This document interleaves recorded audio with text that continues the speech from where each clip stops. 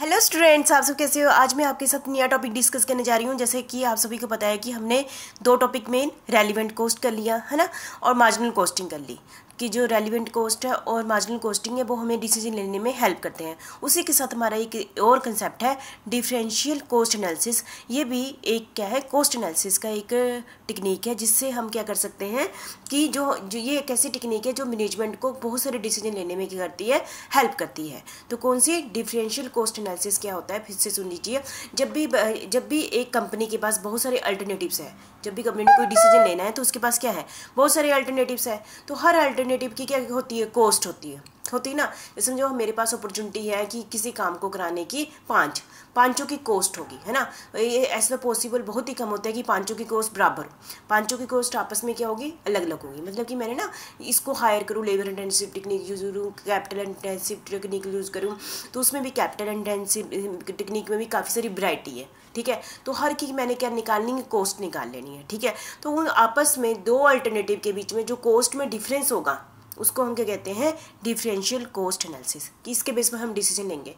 ठीक है, क्योंकि कॉस्ट दो यदि तो सेम ही है, यदि समझो दो मेरे पास अल्टरनेटिव है, दोनों की कॉस्ट सेम है, तो कॉस्ट एनालिसिस का कंसेप्ट क्या होता है, खत्म हो जाता है। ठीक है, यानी कि इसकी कॉस्ट इसकी कॉस्ट, यदि दो अल्टरनेटिव है, दोनों की कॉस्ट अलग अलग है, हो सकता है कि दूसरे अल्टरनेटिव की ज़्यादा हो सकता है दूसरे अल्टरनेटिव की कम हो, तो मतलब क्या होता है, वहाँ पर डिफरेंस है ना, तब उसको हम क्या कहते हैं, उसका एनालिसिस करना, डिफरेंशियल कॉस्ट एनालिसिस। ऐसे ही दूसरी भाषा में हम कह लें, इसकी डेफिनेशन हो सकता है कि कंपनी 70% क्या करती है, जैसे मशीन है उसकी कैपेसिटी 70% यूज़ करती है। ठीक है, तो मान लेते हैं कि उसकी टोटल ये इन चीज़ों में कॉस्ट टोटल ये आ गई, फिक्स कॉस्ट, वेरिएबल कॉस्ट, वो कितनी कैपेसिटी यूज़ कर रही है, 70% यूज़ कर रही है। ठीक है, 70% कैपेसिटी यूज़ करने पर इतनी टोटल कॉस्ट पड़ती है प्रोडक्ट की। और दूसरा हम कंसेप्ट ले लेते हैं कि वो 90% कैपेसिटी यूज़ कर लेती है मशीन का, तब उस समय कॉस्ट कितनी पड़ती है। ठीक है, निकाले दोनों की कॉस्ट, फिर हम 70% और 90% कैपेसिटी पर जितनी टोटल कॉस्ट आई उनका क्या कर लेते हैं, कंपैरिजन कर लेते हैं। तो उस कंपैरिजन को एनालिसिस करना, उसको हम क्या कहते हैं, डिफरेंशियल कॉस्ट एनालिसिस कहते हैं। ठीक है, डिफरेंशियल कॉस्ट एनालिसिस फिर से देख लेते हैं। ठीक है, differential cost is the change in cost. मतलब कि इसमें क्या है ना, यदि हम डिफरेंट अपॉर्चुनिटी है ना, तो अलग अलग अपॉर्चुनिटी के आपस में क्या चेंज, कॉस्ट में क्या चेंज आया, that result from adoption of and alternative course of action.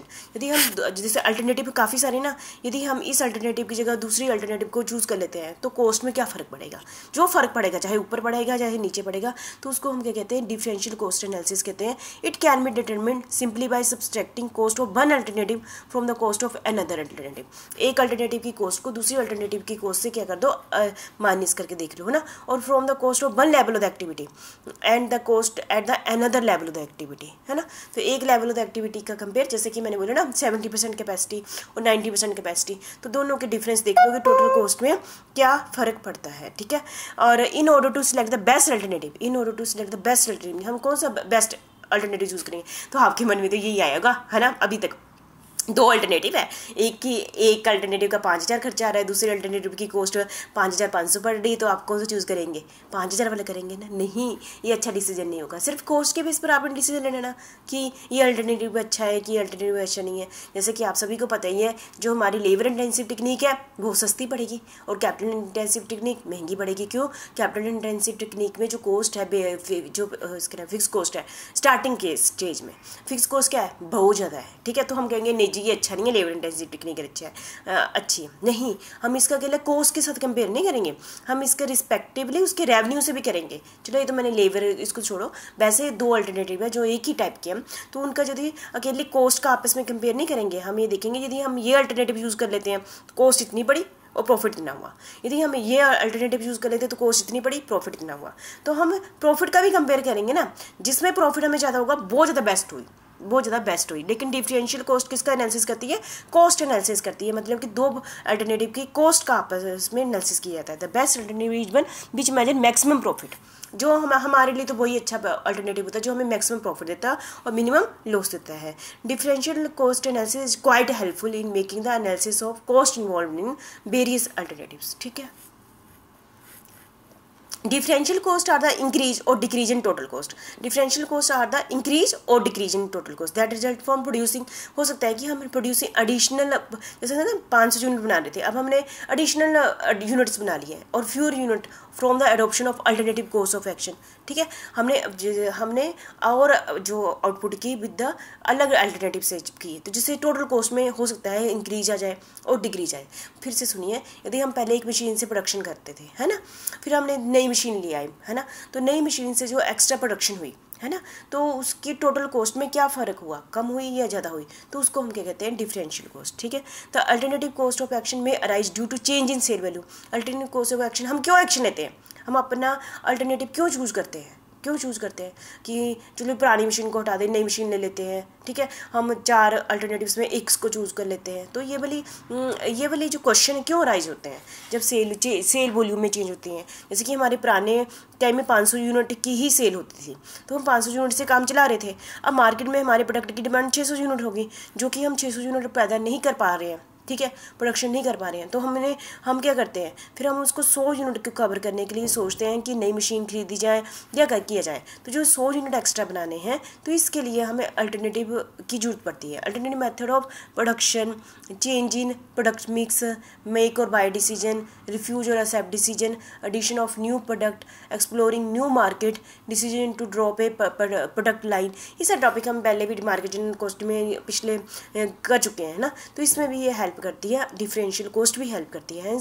Differential cost is the change of the cost arising, मतलब डिफरेंशियल कॉस्ट मतलब क्या है, पहले के कंपेयर में टोटल कॉस्ट में क्या चेंजेस हुए हैं हमारे किसी भी एक्शन से। फिर से टोटल ओवरऑल बोलती हूँ, हमारे किसी भी डिसीजन लेने से, हमारा कोई भी डिसीजन होता है, उसके डिसीजन लेने से हमारी टोटल कॉस्ट में क्या चेंजेस आते हैं, उसको हम डिफरेंशियल कॉस्ट कहते हैं। Suppose cost of sale at present level of the activity 60% capacity हम यूज़ कर रहे थे, तो उसमें हमारी कॉस्ट कितनी बढ़ रही थी, 12 लाख बढ़ रही थी। और यदि हम करते हैं, एक्सपेक्ट करते हैं, यदि हम 80% कैपेसिटी यूज़ कर लेते हैं तो 15 लाख कॉस्ट पड़ती है। तो 60% पर कॉस्ट कितनी बढ़ रही है, 12 लाख, और 80% पर कॉस्ट कितनी बढ़ रही है, 15 लाख। यदि 3 लाख का डिफरेंस बढ़ रहा है तो इसको हम कहते हैं डिफरेंशियल कॉस्ट। यदि अलग अलग कैपेसिटी पे भी रेट अलग 12 लाख ही होते हैं, तो तब डिफरेंशियल कॉस्ट का कंसेप्ट नहीं आता है। ठीक है, तो हम डिफरेंशियल कॉस्ट में भी refer to as either increment cost और डिक्रीमेंटेड कॉस्ट, मतलब कि ये ऊपर भी जा सकती है।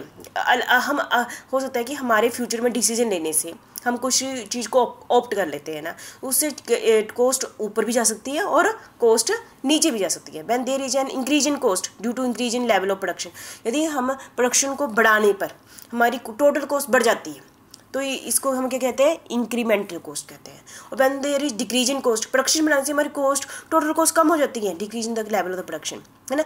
ये होता है कि हमारी टोटल कॉस्ट कम हो जाती है। हम फ्यूचर में डिसीजन लेते हैं कि हमने 400 यूनिट, हम पहले 500 यूनिट बनाते थे, फ्यूचर में हम 400 यूनिट बनाएंगे। ठीक है, 400 यूनिट बनाते हैं, प्रोडक्शन कम कर दी, तो उससे क्या हुआ, टोटल कॉस्ट भी कम होगी। तो जो टोटल कॉस्ट कम होगी तो उसको हम क्या कहते हैं, डिक्रीमेंटल कॉस्ट कहते हैं। हमारा एक्शन से, हमारे डिसीजन लेने से टोटल कॉस्ट में डिक्रीज हुई है ना।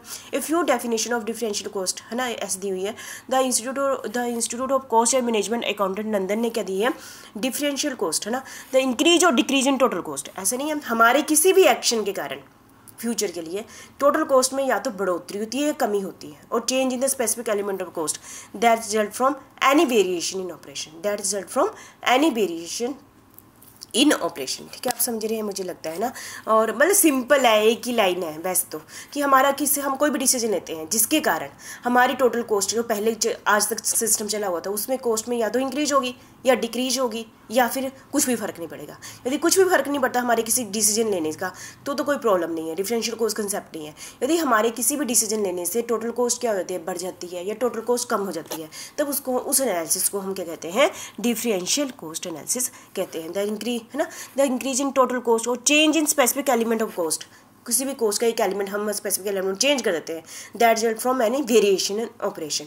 और ब्लोकर के अनुसार, है ना, differential cost also frequently described है मार्जिनल कॉस्ट, है ना। ऐसे ही ना, मार्जिनल कॉस्ट क्या होती है, हम 1 यूनिट ज़्यादा प्रोड्यूस करते हैं, है ना, तो हमारी टोटल कॉस्ट क्या हो जाती है, चेंज हो जाती है ना। तो उसमें मार्जिनल कॉस्टिंग कहते हैं ना। ऐसी इसकी भी है कि टोटल कॉस्ट, यदि हम किसी भी डिसीजन लेने से हमारी कॉस्ट क्या होती है, बढ़ जाती है, कम हो जाती है, तो ये भी कौन सा हो गया, डिफरेंशियल कॉस्ट हो गया। एंड इंक्रीमेंटल कॉस्ट आता है इंक्रीज और decrease in total cost that result from producing और डिस्ट्रीब्यूटिंग एडिशनल और fewer unit of a product और from a change in method of production और डिस्ट्रीब्यूशन। हम अपने कल आज हमारे पास टोटल कॉस्ट इतनी आ रही है, कल हम अपने प्रोडक्शन का मेथड चेंज कर देते हैं, प्रोडक्शन के मेथड चेंज होने के कारण हमारी टोटल कॉस्ट चेंज हो जाती है। जो कॉस्ट चेंज होगी उसको हम क्या कहते हैं, डिफरेंशियल कॉस्ट एनालिसिस कहते हैं। तो मुझे लगता है समझ गई होगी, मैं बहुत बड़ी रेपिटेशन ही कर रही हूँ हर टॉपिक में। ठीक है, थैंक यू वेरी मच।